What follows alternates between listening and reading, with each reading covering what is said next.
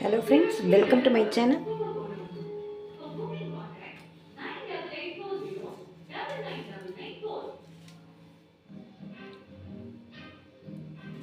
ஒரு கப் கோதுமை மாவு எடுத்துட்டு இருக்கேன். அதை நான் சலிச்சுக்கிறேன். என்ன எப்படி சலிக்கிறேன்னு பார்க்குறீங்களா?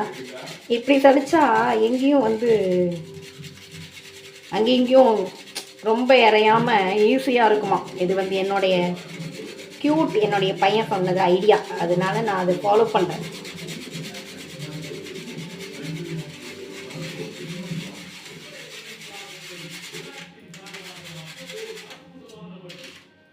சலிச்சிட்டேனா? வாவ், சூப்பர், குட் ஐடியா இல்லை?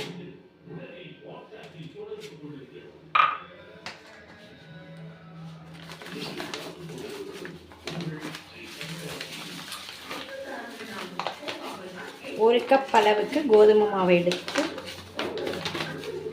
நான் அரைச்சின்னு வந்தது சலிக்கலை, அதனால் இப்போ சலிச்சுக்கிறேன்.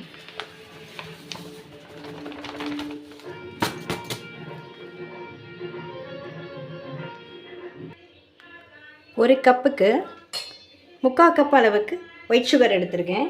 அதை நான் மிக்சியில் போட்டு பவுட்ரு பண்ணிக்கிறேன். பவுட்ரு பண்ண அந்த சர்க்கரை இருக்குது, அதை இதோட ஆட் பண்ணிக்கிறேன். இதை நம்ம ஜலம் விட்டு இதை பிசையும் போது எடுத்துக்கலாம். இதுக்கு லைட்டாக கொஞ்சம் ஈரம் இருக்குது மிக்சியில், அதனால் அப்படி இருக்குது.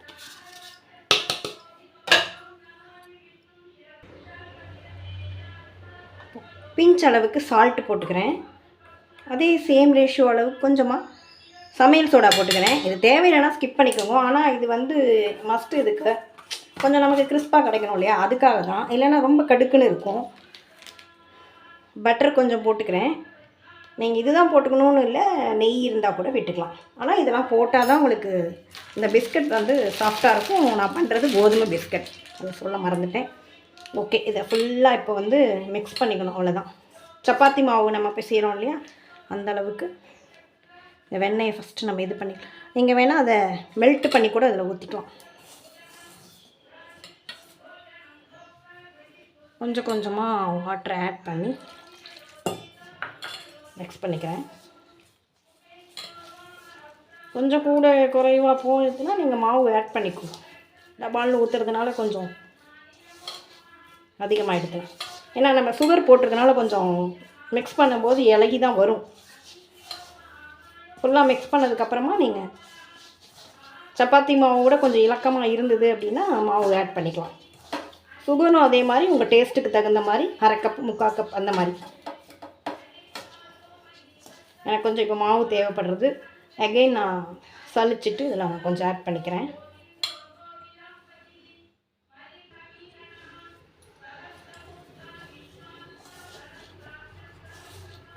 சர்க்கரையை நம்ம பொடி பண்ணியிருக்கோம் இல்லையா, அதை போட்டு நம்ம மிக்ஸ் பண்ணும்போது இந்த மாதிரி ஆகும். அதனால் கொஞ்சம் பார்த்து ஜலம் விட்டுக்கோங்க, தப்பில்லை. ஃபுல்லாக மாவு கொஞ்சமாக தான் இருக்குது அப்படிங்கிறவங்க ஃபுல்லாக போட்டு பண்ணும்போது இந்த மாதிரி ப்ராப்ளம் வந்தால் கஷ்டம் தானே. அதனால் கொஞ்சம் கொஞ்சமாக வாட்டர் ஆட் பண்ணி மிக்ஸ் பண்ணிக்கலாம். சப்பாத்தி மாவு பதத்துக்கு வரணும், அதுதான் நமக்கு. நீங்கள் 1 கப் கோதுமை மாவு எடுத்துட்டிங்கன்னா 1/2 கப் போட்டாலே போதும். பிஸ்கட் அப்படின்னா ரொம்ப ஸ்வீட்டாக இருக்காது இல்லையா, மைல்டாக தானே இருக்கும். அதனால் 1/2 கப் போட்டுனாலே போதும். இதுக்கு மேலே நீங்கள் எண்ணெய் அதெல்லாம் விட வேண்டாம். நார்மலாக செஞ்சாலே போதுமானதாக இருக்கும். அதே மாதிரி ரொம்ப போட்டு அழுத்தி அதை பிசியணும் அப்படிங்கிற அவசியமும் கிடையாது. குழந்தைகளுக்கெல்லாம் இது ஸ்நாக்ஸ் ரெடி பண்ணி வச்சுட்டோம்னா கெட்டே போகாது இல்லையா. எவ்வளோ நாள் ஆனாலும் அப்படியே வச்சுக்கலாம். இந்த அளவுக்கு செஞ்சுக்கோங்க.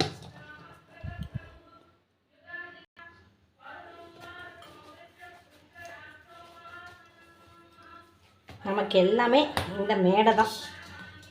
காய் கட் பண்ணுறது, சப்பாத்தி இடுறது,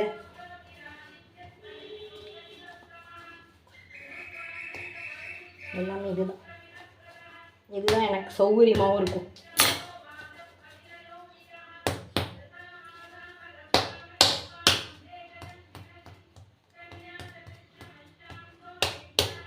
அவ்வளோதான். இந்த மாதிரி சப்பாத்தி மாவு பிசைகிற மாதிரி தான், வேறு எதுவும் இல்லை. இப்போ நம்ம இதை இட்டுக்க போகிறோம்.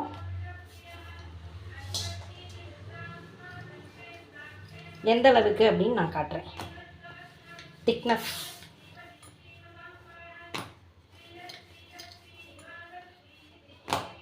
குழந்தைகளுக்கு நம்ம சொல்கிறோம், குழந்தைகளை விட இப்போ வந்து நமக்கு தான் அதிகமாக ஸ்நாக்ஸ் தேவைப்படுறது.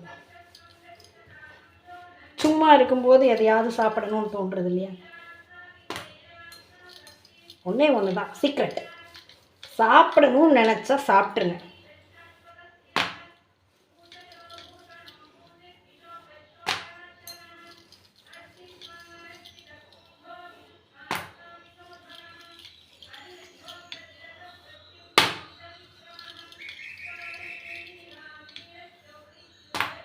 ரவுண்டாக தான் இடணும் அப்படிங்கிறது இல்லை.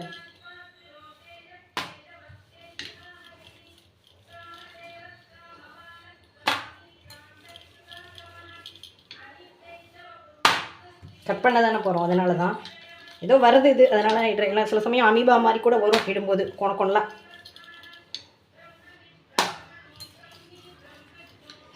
ரொம்ப தின்னாக வேண்டாம். பார்த்தீங்கன்னா தெரியும், பார்த்தீங்களா? இந்த அளவு இருந்தால் போதும். அடர்த்தி கிட்ட காமிக்கட்டுமா? இந்த அடர்த்தி ஓகே. இந்த மிக்சியில் இருக்கிற அந்த இதை அலம்பி விடணும்னு நினச்சேன், மறந்துட்டேன். அவ்வளோதான் நம்மளுடைய ஞாபக சக்தி. இப்போது வந்து இதை கட் பண்ணிக்க வேண்டிதான். ஸ்கொயராகவோ இல்லை டைமண்ட் ஷேப்லேயோ உங்கள் சௌகரியம். ரொம்ப அழகெல்லாம் தேவையில்லை,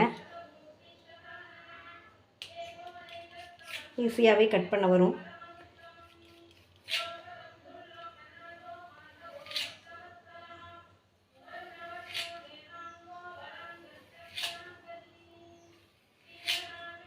ரொம்ப ஈஸியாக இருக்குல்ல?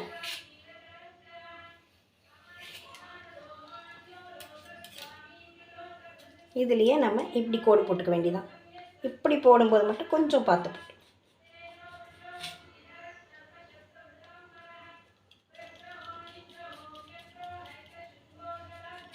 ஸ்லோவாக, அவ்வளோதான். உங்களுக்கு எந்த மாதிரி பிடிக்குமோ அந்த மாதிரி ஒரு இதை இட்டு அப்படியே ஒரு மூடி, எவர்சிலர் டப்பா மூடி இருந்ததுன்னா அப்படியே வச்சு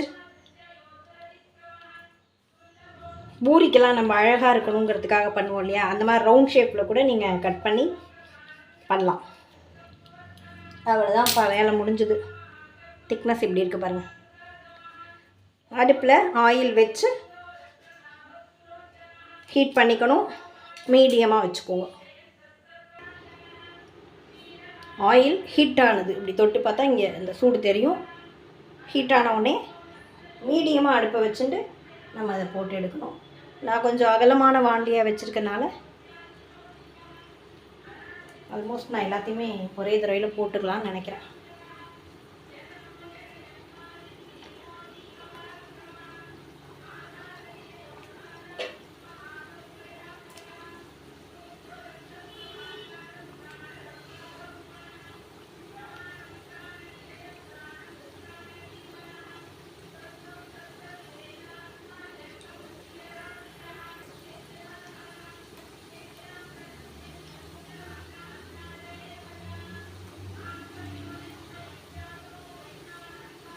ரொம்பலாம் அது ஒட்டிக்காது, இருந்தாலும் நம்ம செப்பரேட்டாக போடுவோம்.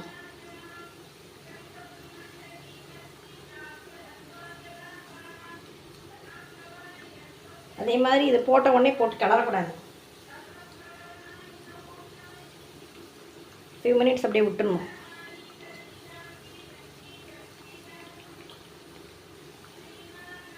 இதுவே ஜாஸ்தி தான் இந்த ஆயிலுக்கு, இருந்தாலும் ஒன்றும் ஒரு 5-6 பீஸ் தான் இருக்குது. அதுக்காக நம்ம திருப்பியும் இன்னொரு ஈடு போட முடியாது இல்லையா? அதனால் அட்ஜஸ்ட் பண்ணி போட்டுக்கிறேன். ஈஸியாக இருக்குல்ல? கண்டிப்பாக ட்ரை பண்ணுங்கள். இது ஆகட்டும். இந்த டைம் சும்மா இருக்கக்கூடாது, எல்லாத்தையும் வாஷ் பண்ணி வச்சுட்டா வேலை முடிஞ்சது கையோட.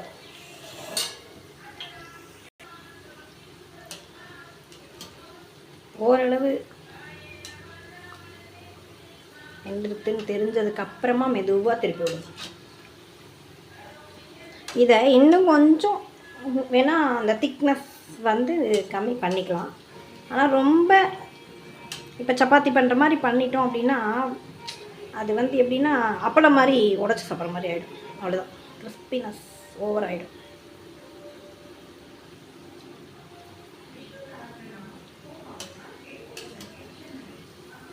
ரொம்ப எடுக்கிறது மட்டும்தான் ரொம்ப கொஞ்சம் பதமாக எடுக்கணும். ரொம்ப விட்டுட்டோம்னா கருகின மாதிரி ஆகிடும் ஒரு மாதிரி. கொஞ்சம் கொஞ்சமாக அப்பப்போ திருப்பி விட்டுக்கணும். முன்னாடி எடுத்தோம்னா வதக்குன்னு இருக்கும். அதெல்லாம் தான் ஃபாலோ பண்ணணும். மீதி எல்லாம் ஈஸி தான். அதனால தான் ரொம்ப சிம்மில் வச்சுக்கிறது நல்லது.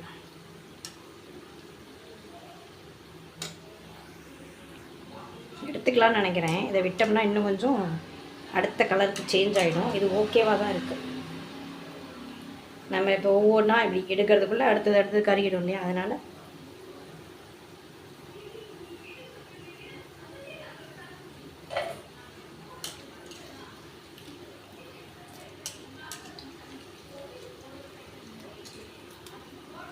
அடுப்பு ஆஃப் பண்ணிட்டுமா, அதுதான் பெட்டர். இது கொஞ்சம் ஆறினதுக்கப்புறமா நீங்கள் டேஸ்ட் பண்ணுங்கள். அப்போ தான் அதனுடைய கிறிஸ்பினஸ் வரும்.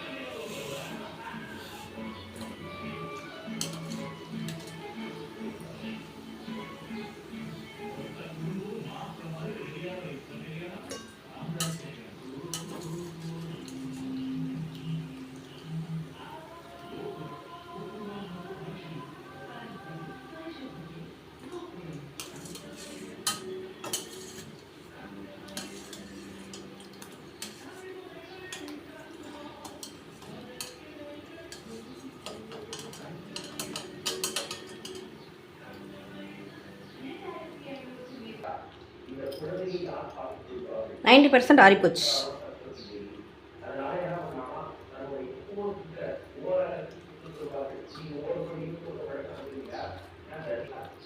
எக்ஸலண்ட் டேஸ்ட்டாக இருக்குது. நான் காமிச்சது ஒரு கப்புமே ஃபுல் கப் போட்டிருந்தேன்.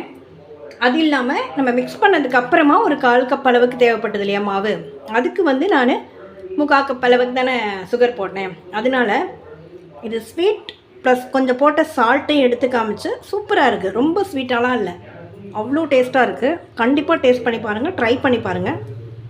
குழந்தைங்களுக்கு ரொம்ப பிடிக்கும். இதை ரெடி பண்ணி வச்சுட்டிங்கன்னா உங்களுக்கு வெளியில் போய் வாங்கணும், குழந்தைகளுக்கு ஸ்நாக்ஸ் வாங்கணும் அப்படிங்கிற அவசியமே இல்லை. கண்டிப்பாக ட்ரை பண்ணுங்கள், எக்ஸலண்ட்டாக இருக்குது. தேங்க்யூ வாட்சிங், தேங்க்யூ ஃப்ரெண்ட்ஸ். கடையில் வைக்கிற பிஸ்கட்லாம் வேஸ்ட், அவ்வளோ டேஸ்ட்டு. அது எப்படி உங்களுக்கு நான் அதை எக்ஸ்பிளைன் பண்ணுறதுன்னு தெரியல எனக்கு. அப்படி ஒரு க்ரன்ச்சியாக அப்படியே சூப்பராக இருக்குது.